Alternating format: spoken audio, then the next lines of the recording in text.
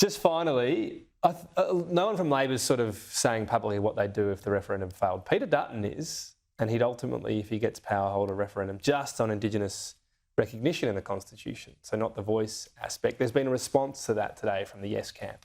There has. The co-author of the Marcia Langton report on setting up the Indigenous voice to Parliament spoke at the National Press Club today, Marcia Langton.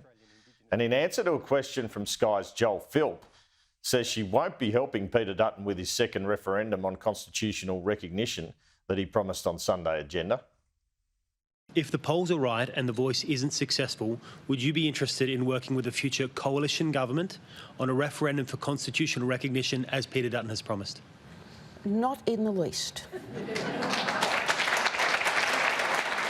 There's no point in a second referendum because it's not what we want.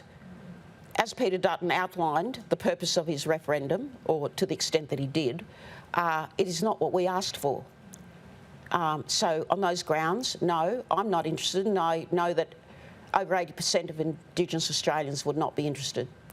And we would communicate that very clearly to the Australian people should he ever be elected. It'd be an understatement to say there's plenty of water to go under the bridge. The referendum, federal election, Peter Dutton winning. But what a weird referendum it would be, because large parts of First Australians in the country wouldn't want it, even though they want it to happen. They want something else to happen with it. So it'd be a bizarre one to hold in the end. I mean, maybe it doesn't. It'd happen at the second election, right?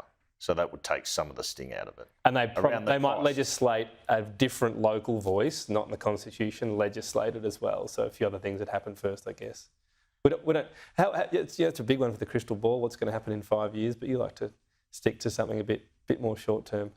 Well, I think Labor's going to be returned, but it's really a bit of a race to see if the opposition has the economic conditions and the government stuffs up to the extent they can force them into minority to give them a chance the following time. Yeah. That's my crystal ball, but anything can happen in politics in a week, let alone a year. We've both been around long enough to know that, and government started to be a bit more on the slide. They were looking unassailable 2-3 months ago. The opposition's found their attacking line on being an opposition, and they've had this sort of haven't they, with a sort of referendum that's flailing about.